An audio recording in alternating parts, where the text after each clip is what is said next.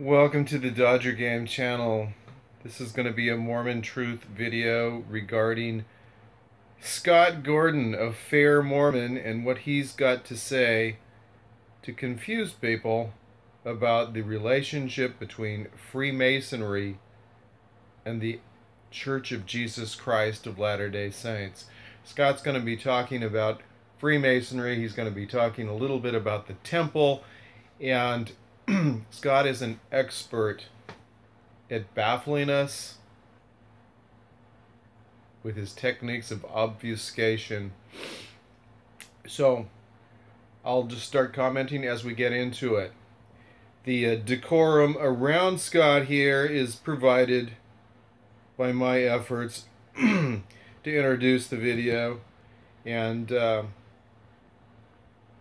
we won't have that while Scott is speaking, but I think this will be pretty interesting. So if you're interested in the links between Freemasonry and Mormonism, get ready. This will be a little different than what you might have seen elsewhere.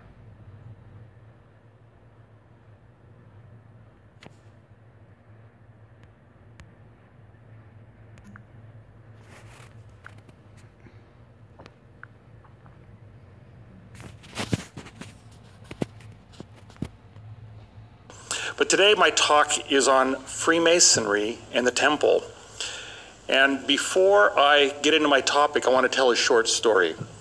And imagine, just for a moment, that you're back to being very young and unmarried, maybe 18, 19 years old, and you want to go out on a date. And you're going to go out on a date with someone you've never been on a date with before. And so you have new clothes. Maybe if you're one of the ladies, you have a brand new dress you've been looking forward to putting on, and you put that on. Young men, you put on a nice shirt and pants. And you go downstairs and your parents say, "Wow, you look really good."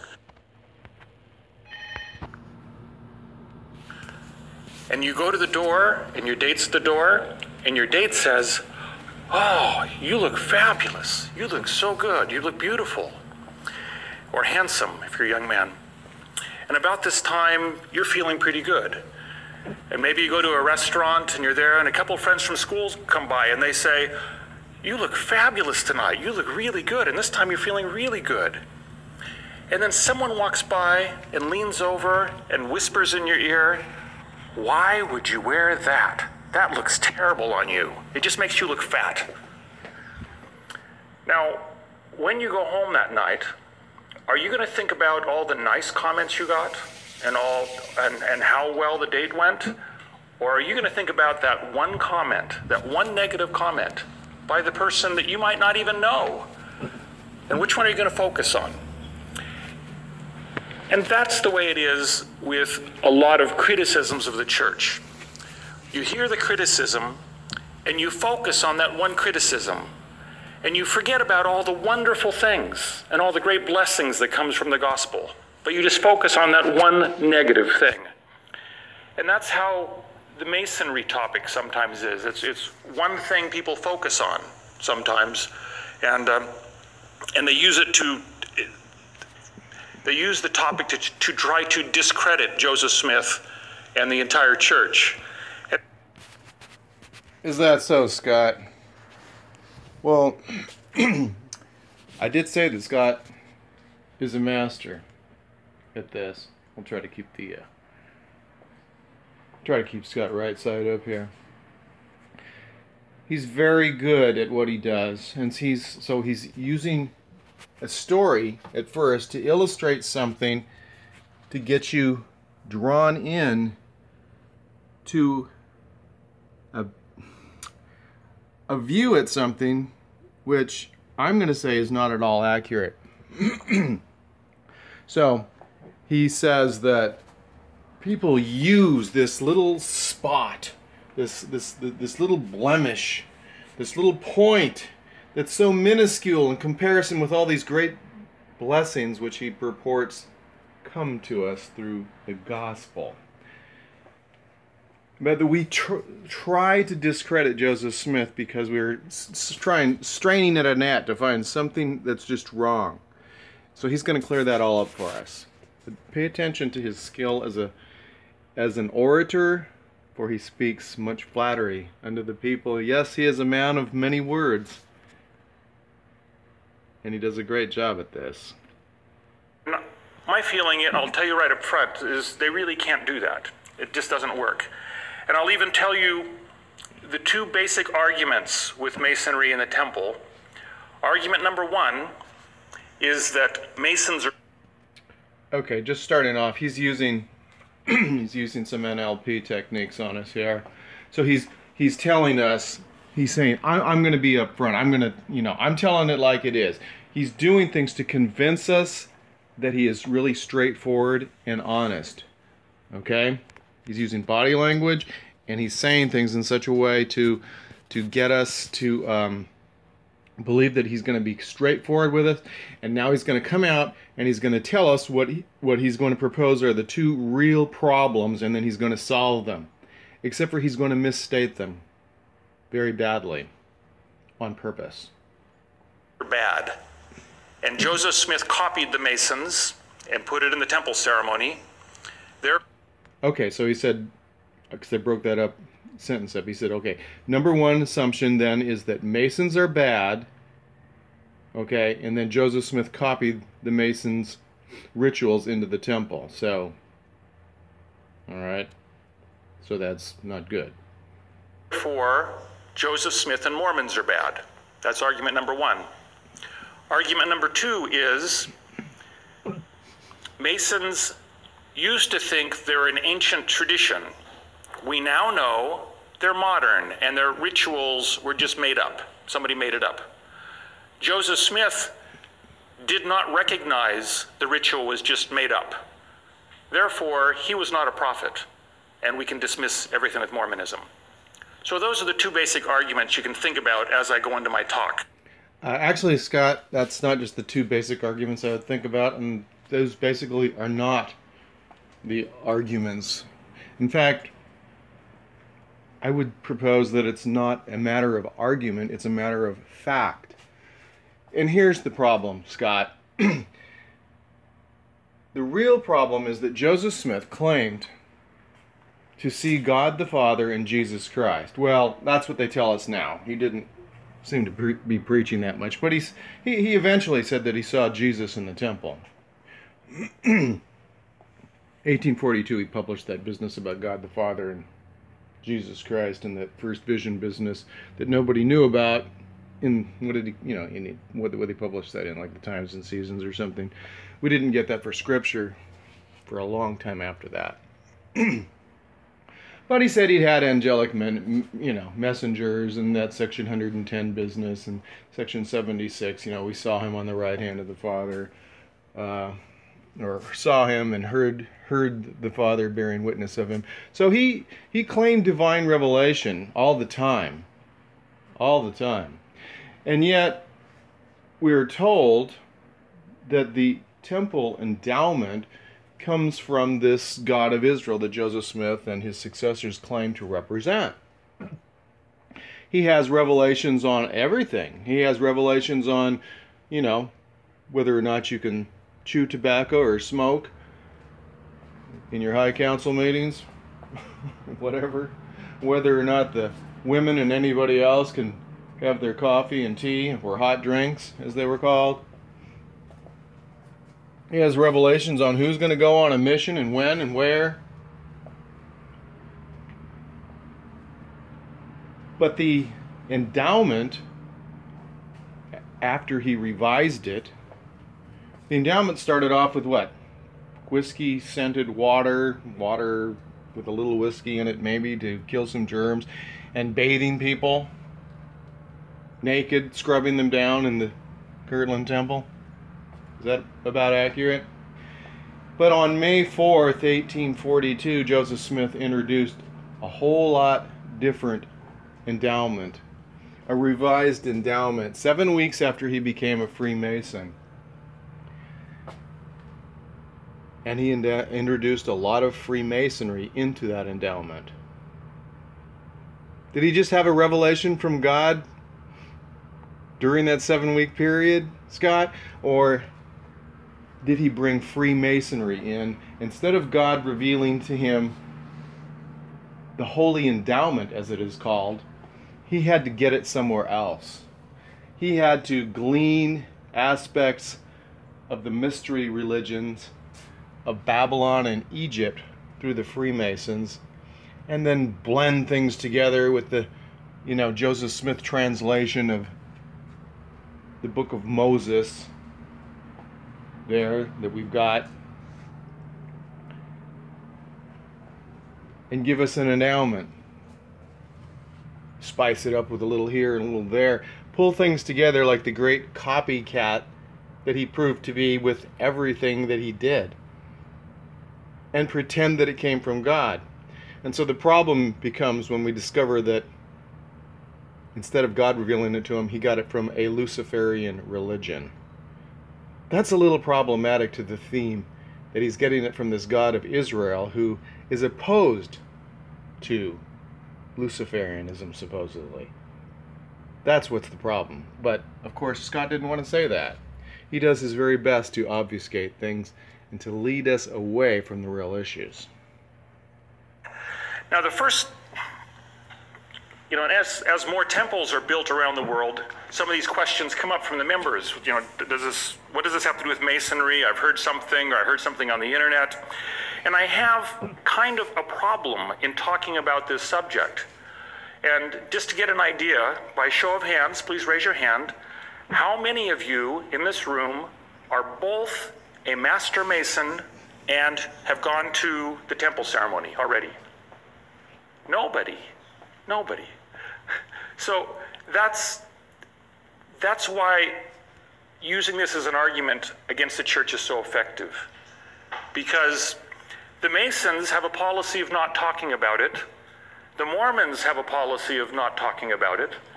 And so if someone just makes an accusation, the accusation sits unanswered and nobody talks about it.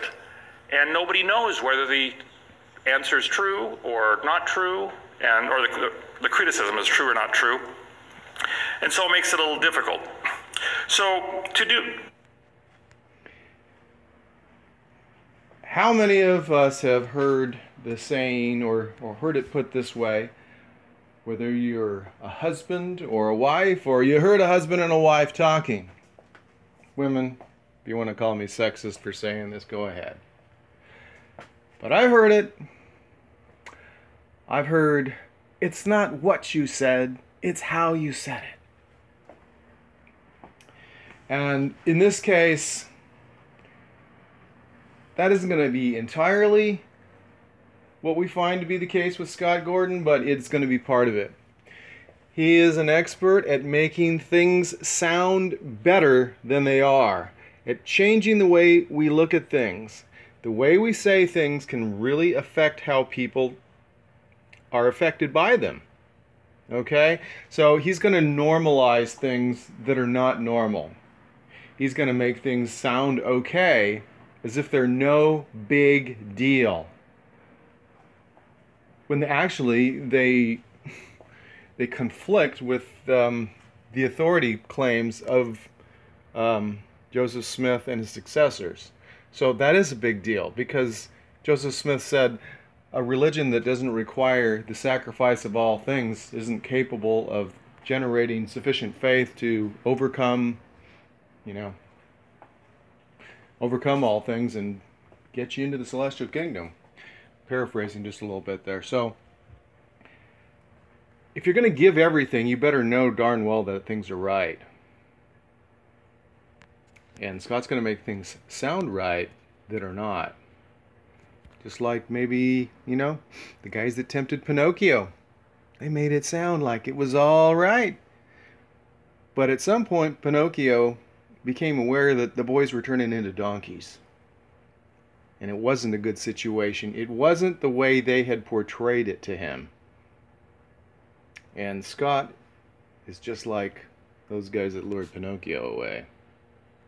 To help with this, I'm going to go back to the very beginning and explain some history. And we'll start with the Masons, and then we'll talk about the LDS and bring the two together a little bit. So Freemasonry has been around a long time. It's been the subject of over 50,000 books, pamphlets, and articles since it came into the world or revealed itself to the world in 1717. There is so much written on it, it would be impossible to cover it all in the time I have, but I'm going to try to get the main points across to you. Freemasonry. He's going to get the main points across from 50,000 pieces of literature on it. That sounds a bit of a stretch, doesn't it? Anyway, we're going to get a spiel. Here it is. Masonry is one of the world's oldest and largest non-religious, non-political, fraternal, and charitable organizations. Okay, that was a huge lie. According to Albert Pike, 33rd degree Freemason, head of the Supreme Council, and author of the book Morals and Dogma of the Ancient and Accepted Scottish Rite of Freemasonry, which is arguably the most popular book on Masonry ever published, which was published by the authority of the Supreme Council and distributed for over 100 years to Freemasons of certain attainments of degree, which sometimes varied. Masonry is a religion, and so let's take a peek at that right now. Calling you out, Scott. You're a liar.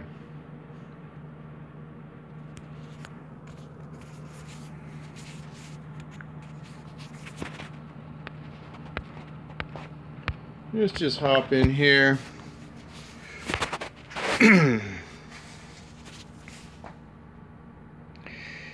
Alrighty, I've got a couple of things that I've had to take excerpts from Albert Pike on. I was writing to someone and said, "You may not want to admit that the most celebrated Freemason of all time declares Freemasonry to be the pure Luciferian religion and to allow and to follow the pure Luciferian doctrine. You may not like the fact that he said that Lucifer is the god of light, and Adonai, meaning the Hebrew God, is the god of darkness and evil.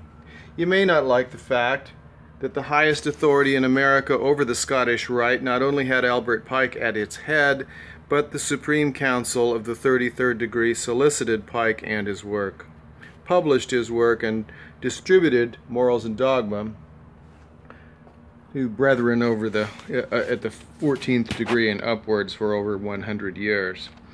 There doesn't exist any higher endorsement in Freemasonry than he has from the Supreme Council of the 33rd degree. As a matter of fact, I believe he's entombed underneath the Scottish Rite headquarters in Washington, D.C. It's either on 13th Avenue or 33rd or something, you know. You can check it out. Alright, there's the name of the book again.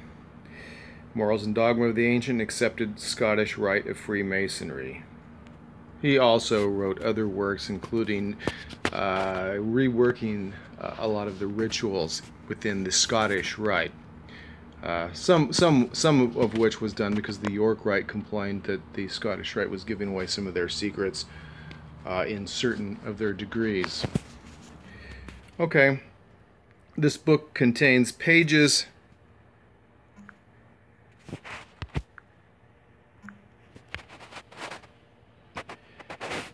filled with history and praise of the occult arts and the origins of Freemasonry in magic and mysticism and Luciferianism. You try to associate the most famous work defining Freemasonry, which was approved by the highest council and widely distributed for over a century, with some obscure publication deemed a hoax. This is something I wrote to an apologist for the Freemasons, who was attacking some things I had posted on Reddit, along with a video linking the Luciferian doctrines of Freemasonry to Mormonism, and they've got their apologists out there as well, trying to protect Freemasonry from scrutiny. He was Freemasonry's most esteemed American leader of all time, a brilliant philosopher, a student of history and magic. Albert Pike received the 10 degrees of the York Rite before rising to the top of the Scottish Rite. He developed the Palladian Rite. Some people say is pure Satanism. He goes on and on about the mystery schools and the mystery religion, the ancient mysteries, the magic of the ancient Egyptian priests as the basis for Freemasonry. He goes on about Lucifer as its god, while he despises the Jewish God, the Christian God, and its priests. And we're going to read some quotes from Albert Pike on that. Okay, so this guy was basically just trying to discredit what I had to say, but in the end, it didn't work out too well for him. Now, excuse me, I want to get into this little note I've got here. So it says, the deliberate obfuscation of the Luciferian connections between the evolving temple endowment and Joseph Smith's Masonic initiation in Nabu by LDS Apologists. Okay, says I recently saw an article located on byu.edu authored by Kenneth W. Godfrey in what appears to be yet another attempt to make the relationship between the LDS Endowment and Freemasonry sound like it's just stemming from common roots in the ancient past of what church leaders call God's revealed ordinances. While in classic style of LDS apologetics, such as can be found in the Gospel Topics essays on LDS.org, for instance, we find that the true issue of concern is a conflict with authenticity and authority claims by Joseph Smith Jr. and his successors is purposely being obfuscated within this plethora of comparison data of possible similarities and differences between the LDS ritual and that of Freemasonry and other Egyptian Coptic materials. In other words, in that particular article, Mr. Godfrey was kind of leading us on a bit of a goose chase, getting your mind a little bit confused, and then just saying, you know, it's not that big a deal. As a result, we find that we are led away from the true problem, which is that the Masonic religion is declared by their leaders to be, in fact, Luciferian, as we found done by both Manly Palmer Hall, author of numerous books, including The Secret Teachings of All Ages. Manly Hall was a 33rd degree Freemason, lectured widely and authored widely on the occult, in case you aren't aware of who he is. The Secret Teachings of All Ages, The Lost Keys of Freemasonry, or The Secret of Hiram Abiff. We'll hear Scott talking about Hiram Abiff shortly. And Melchizedek and the Mystery of Fire. Yes, get used to the name Melchizedek in Freemasonry. It's a big part of it. And most authoritatively by Albert Pike as head of the Supreme Council. One of the many titles and honors among many Masonic accolades, Pike is the author of Morals and Dogma. I don't want to repeat myself. Where he tells us the occult science, occult means hidden in case you don't know that, of the ancient Magi was concealed in the shadows of the ancient mysteries and is found enveloped in the enigmas that seem impenetrable in the rites of the highest Masonry. So did you get that?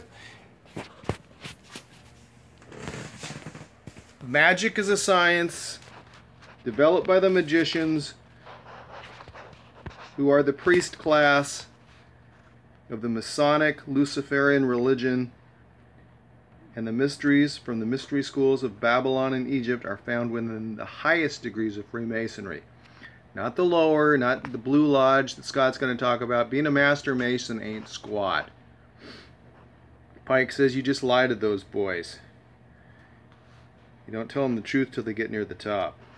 As these men declare the glory of Lucifer as the god of light and Freemasonry, we must ponder some of these issues which are key to the concern of why would the God of Israel call the prophet of the restoration by direct heavenly manifestations and visions and then have him join a Luciferian religion?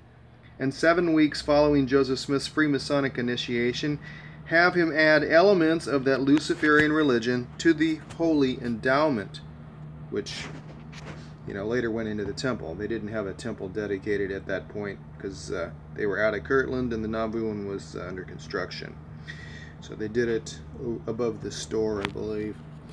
In this occult connection, is this occult connection not consistent with the fact that Joseph Smith was also known to be a practicing magician and necromancer previous to translation of the Book of Mormon, as it is called, which seems to be the ultimate treasure he could have located with his amazing seer stone, which we now find pictured on LDS.org.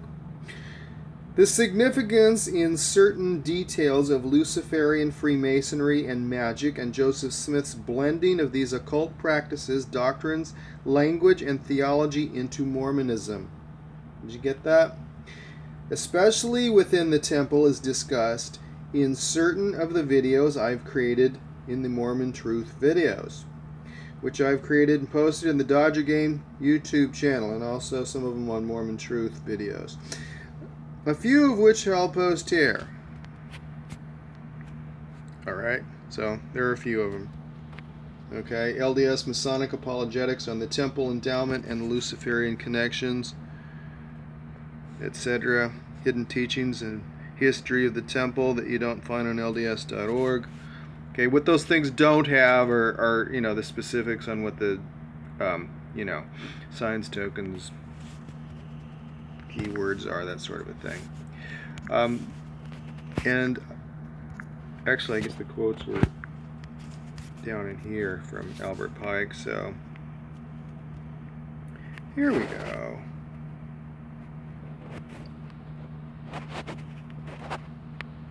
Let's see what Albert Pike had to say here. He's like the Grand Master.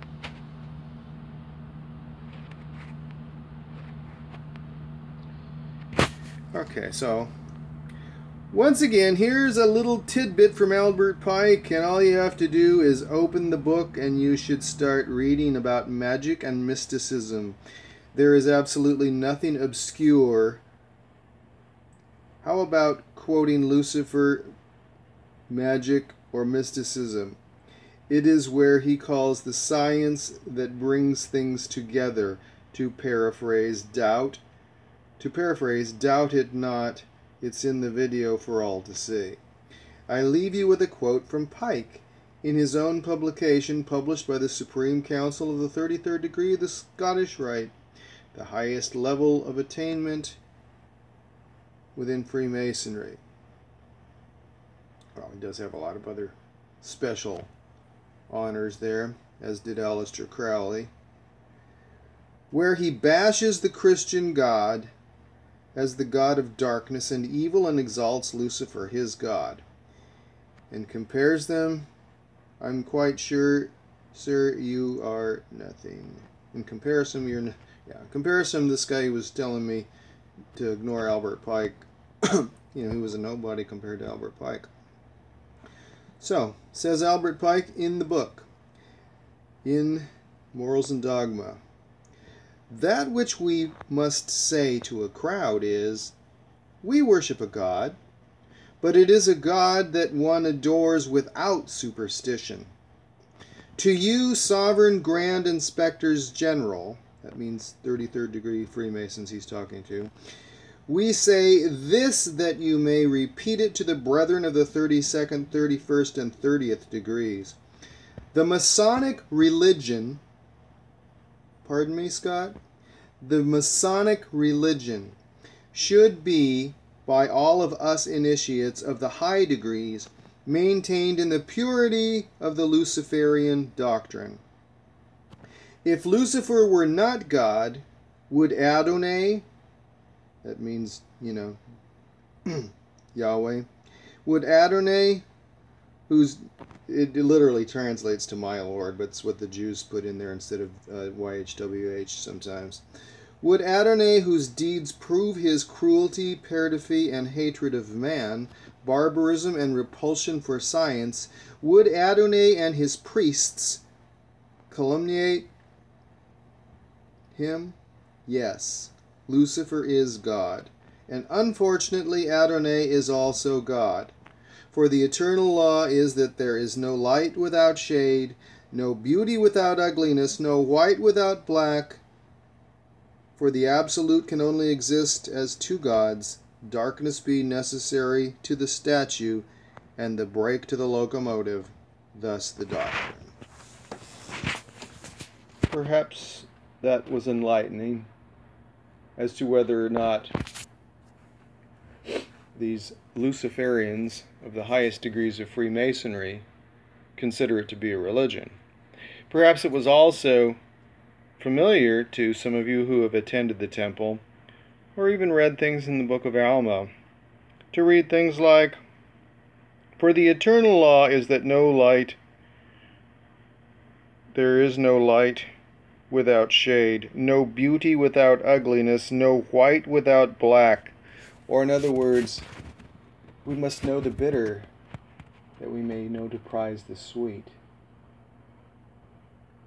Those doctrines that Lucifer taught to Eve and Eve taught to Adam that we find in the Endowment. It is better that we should pass through sorrow. Okay, she says. Anyway, we could have never had seed. So these are Luciferian doctrines which we find in Freemasonry. So Scott Gordon has lied to us. This was taken straight out of the most famous and approved book by the Supreme Council of the 33rd degree ever written on Freemasonry by its Grand Commander here in America. So, sorry, Scott.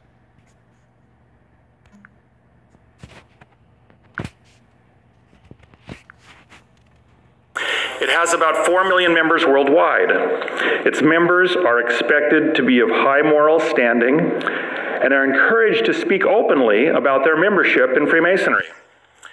Only men are allowed to be Masons, so it's a men-only group.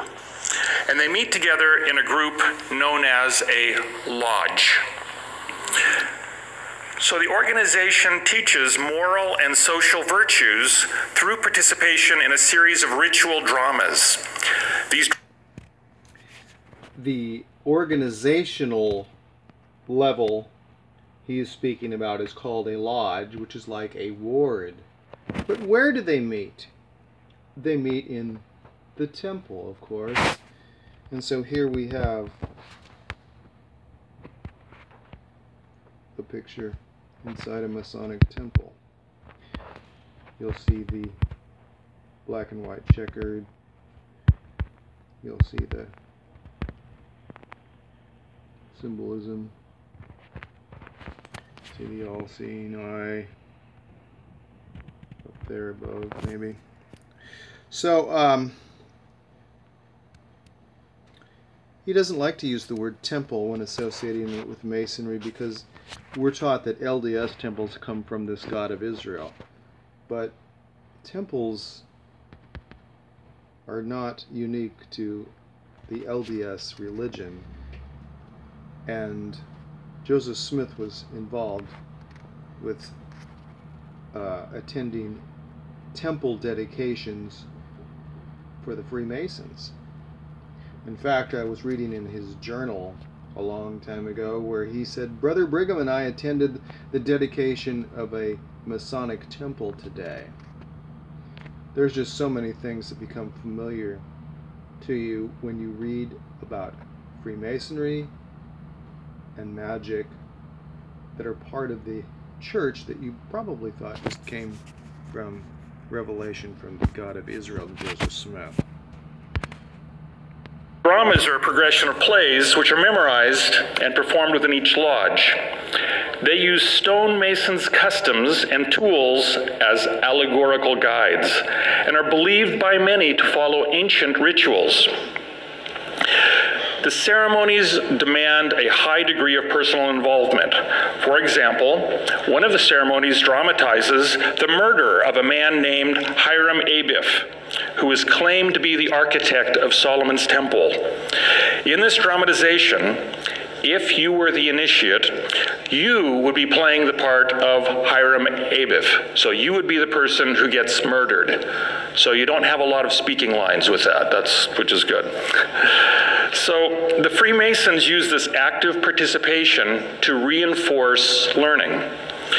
There's been a lot of educational research done which supports the Freemasons' claim that involving someone physically in events using drama helps people understand and remember the concepts being taught. One professor at my college teaches memory techniques. Part of what he teaches is how using body movement helps us interact with the material and remember it better. Freemasonry instills in its members a moral and ethical approach to life. Its values are based on integrity, kindness, honesty, and fairness.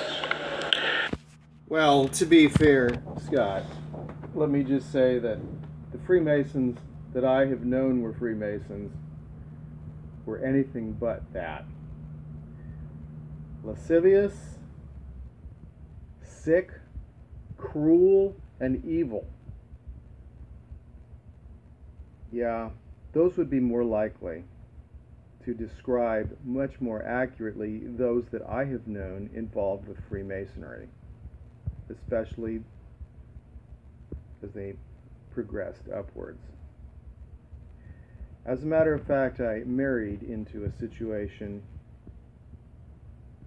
where I became more exposed to a particularly evil Freemason who seemed to get his way about town very well. And just like the churches do, Freemasonry has its front. It teaches these virtues on the outside.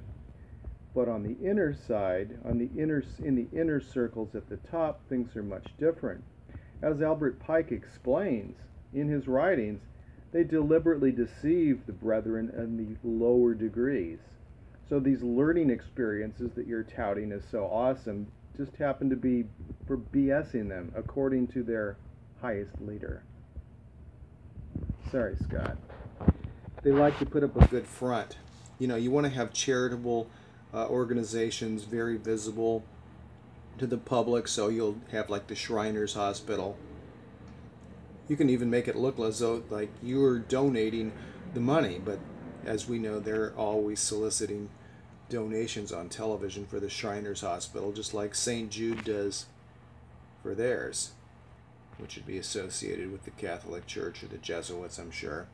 So the LDS Church is careful to publicize heavily any assistance they give to hurricane victims or the like and other various disasters, but it's marketing money well spent, and they always solicit for more donations when they do that, and I would venture to say each occasion is probably profitable in and of itself, not to mention the huge success it is with public relations, which helps with proselyting more gullible goyim. Freemasonry teaches concern for all people, care for the less fortunate, and help for those in need.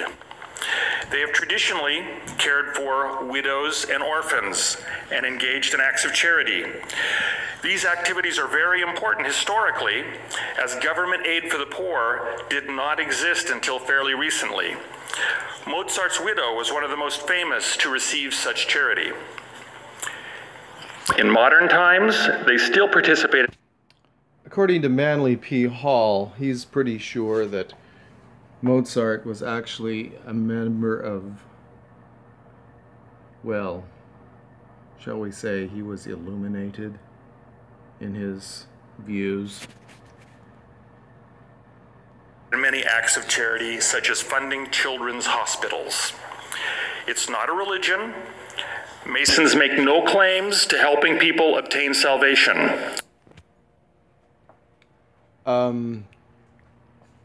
Albert Pike said it was a religion. So you just lied again. And now you try to document that or add weight to that by saying they make no claims to people's salvation. Well, outwardly they're not telling us that, you know, they're going to save people through Jesus Christ or anything. But that was pretty misleading, Scott.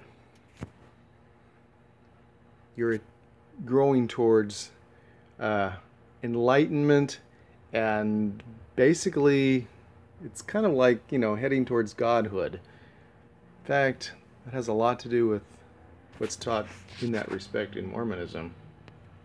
They accept members of every faith, including Hindus, Muslim, anything. Just the only requirement to being a Mason is that you must believe in God. No Masons, no atheists can be a Mason. That's a little misleading too, Scott. God, the word God isn't necessarily the right word. A supreme being, that sort of a thing, that would be a little bit more accurate. So as we saw, that the higher degrees say that Lucifer is the God that they love, and Adonai, or Yahweh, Jesus, is the God that they hate. Let's take a look at some other Freemasons who are very notable within religion. Okay? Freemasons are at the head of everything. Of government, of banking, of huge corporations, and especially the big 501c3 corporations that we call churches. So there's Scott. Who do we have behind him there in this photo? In this collage? Well, we're looking at Anton LaVey, who developed the Church of Satan right there, I believe, in Los Angeles. And Anton LaVey was a 33rd degree Freemason.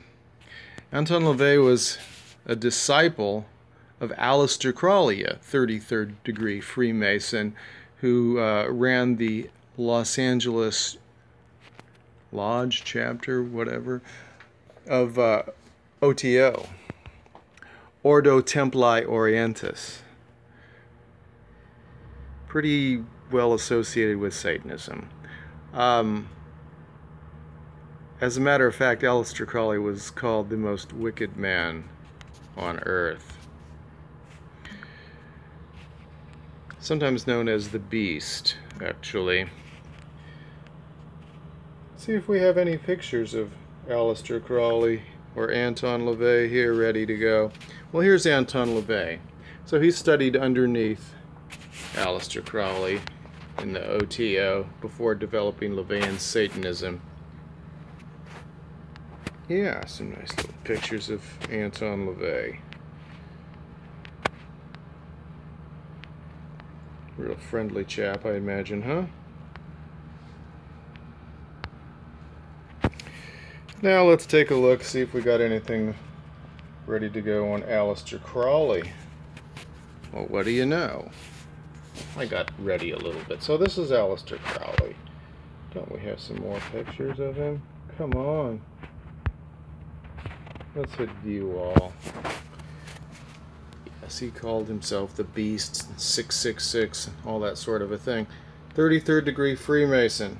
Sounds so charitable. Oh, wow, let's look at what he's got there on his lovely hat. That's Aleister Crowley. Well, see, he's giving the Masonic hidden hand thing there.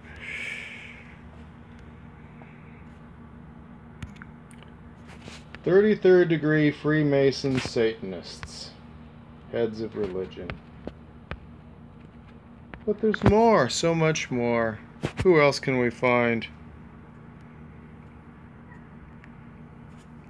Will we see Billy Graham? Billy Graham! Financed by, here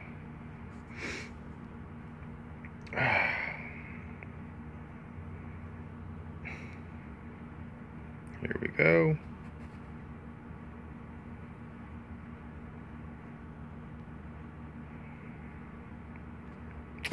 Look at these guys giving Masonic handshakes. The Queen, possibly? Columbus giving some fishy looking signs there. Oh, and we've got some Prince Hall Freemasons over here, don't we?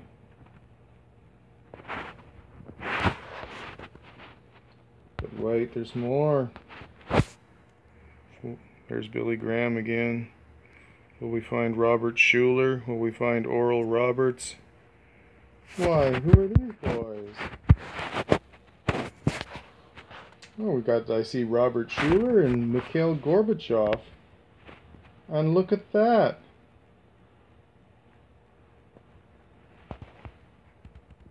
Is that a handshake they might learn as an entered apprentice or as a fellow craft? Yeah, so we have these religious and political leaders meeting together.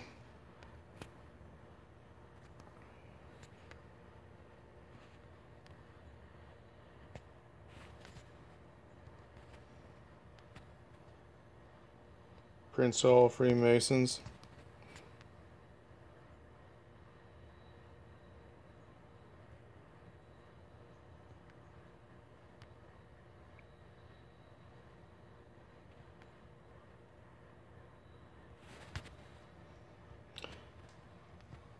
They're everywhere in leadership.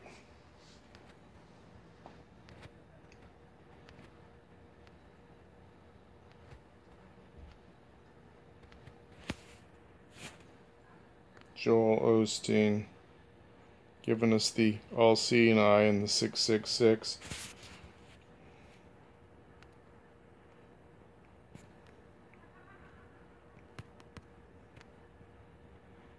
That look familiar to anybody?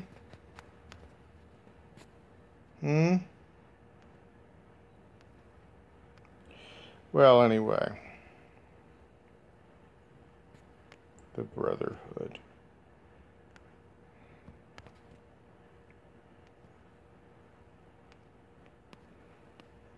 Here we have Baphomet. Take a look at the pose there. You'll see George Washington does the reverse of that. Anyway, we'll want to be getting back to that pretty shortly, won't we? Oh, let's just go over to one other file here.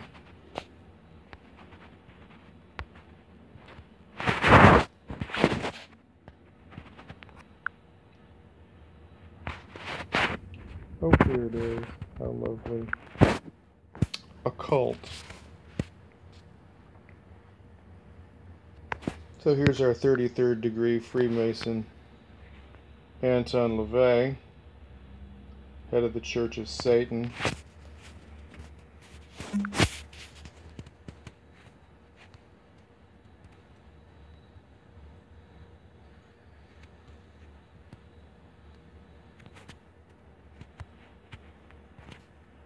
Oh, I wanted to head over to a particular... Oh, let's look at George Bush's Skull and Bones ring.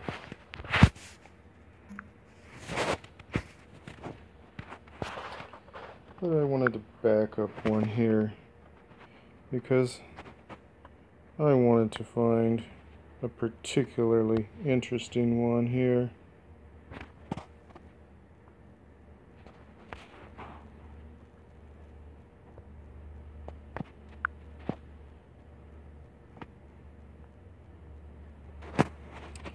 I'm so used to doing this in another format here.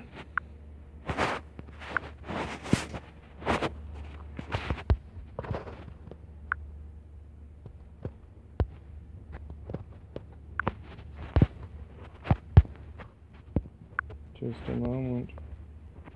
Don't worry, it'll be worth it. Is it within the cult? Oh, it is. Monson and Gordon. Let's take a look here. This is George Bush and Thomas Monson. And we've got another Masonic handshake there going on. Isn't that interesting? Does that look very similar to something you are familiar with?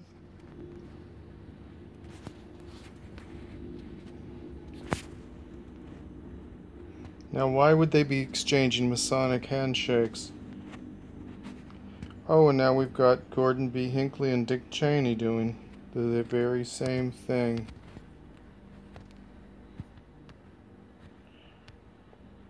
Got a lot better shot of that somewhere else.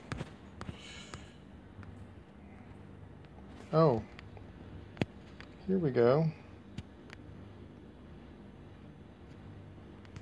Yeah, that's when Gordon is giving Dick Cheney an honorary doctorate at BYU, promoting Dick Cheney and George Bush to the students after 9/11. Funny how Gordon and Thomas seem to be giving these Masonic handshakes to these leaders of industry and state who led into a murderous war in the Middle East that has never ended. Just a coincidence, nothing to worry about. We better get back to Scott.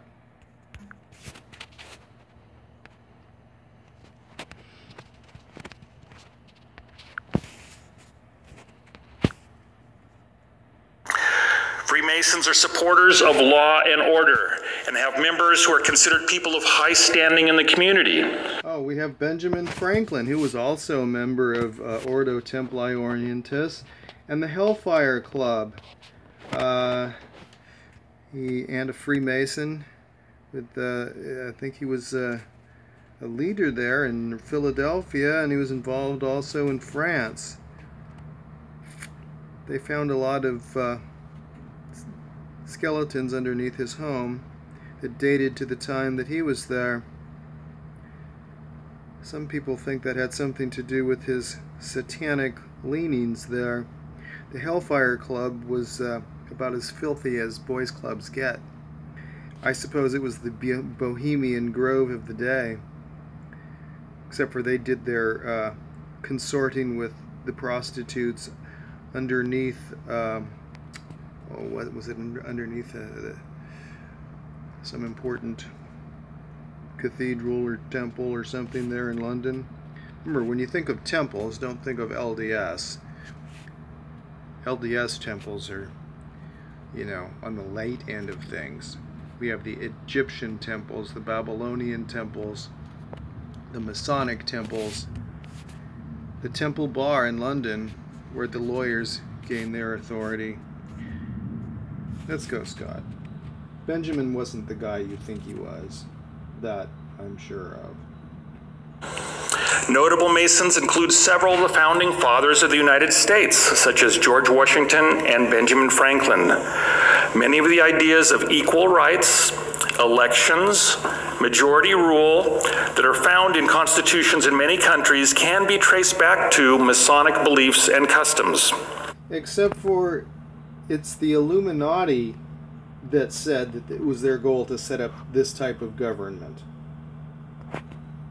And you're going to try to divorce the Illuminati from Freemasonry, Scott, which is an enormous lie.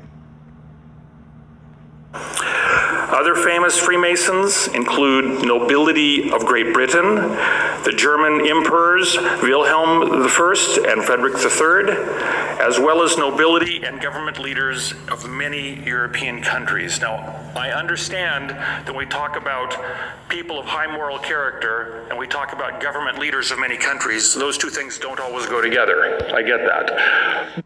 They don't ever go together that I'm aware of, Scott. I think you're trying to soften things for us once again.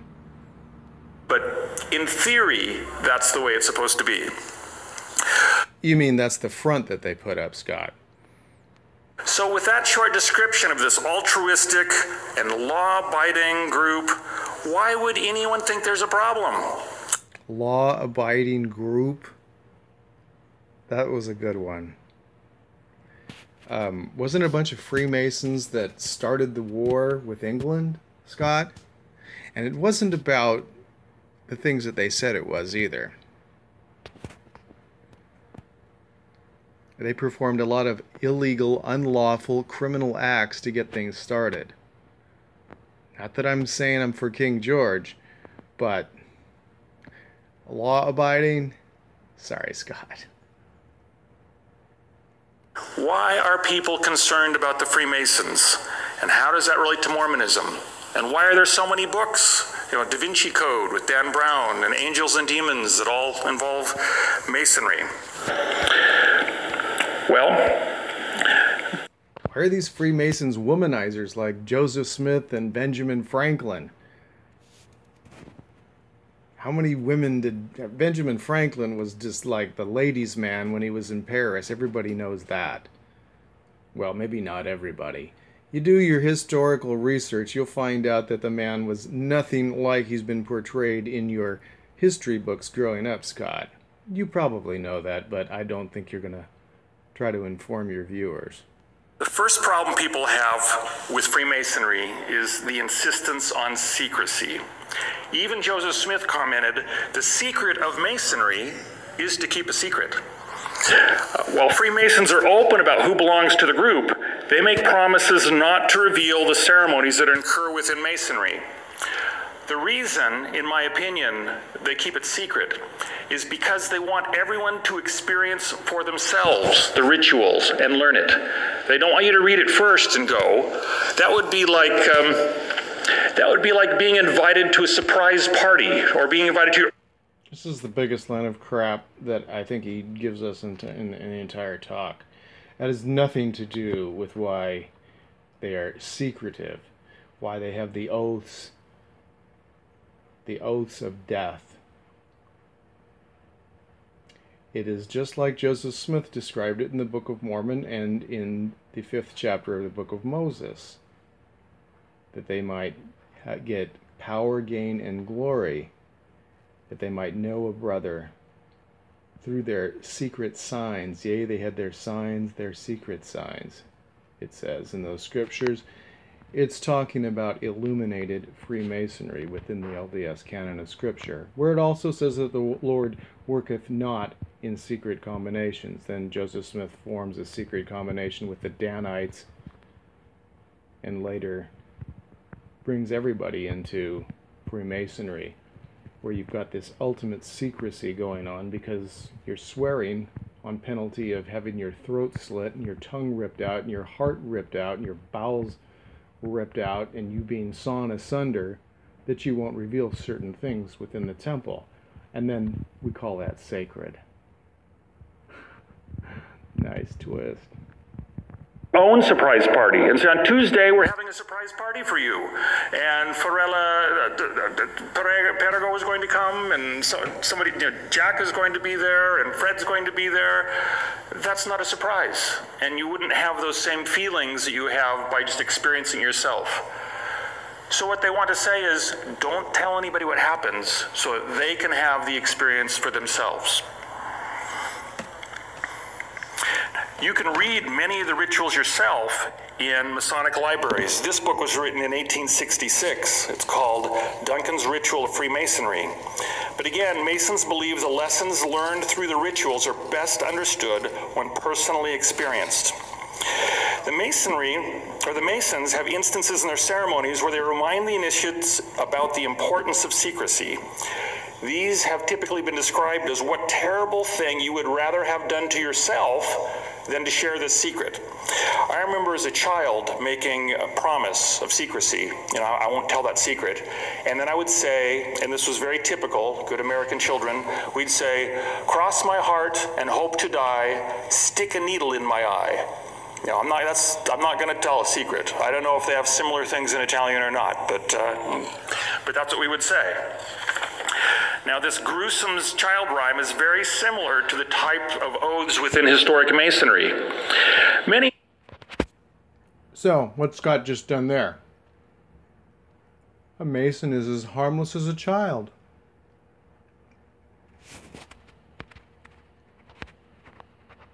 The opponents of Masonry, however, have claimed that these oaths are not oaths of secrecy, but oaths of vengeance and calls to violence. The second problem some people have with Freemasonry.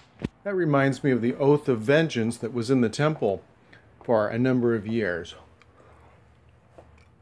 To gain vengeance on any officials or officers of the United States government, or probably, I believe it's expanded more than that. Maybe just anyone in any Gentile in the United States it could have extended to avenge the blood of Hiram and Joseph Smith as part of the temple endowment.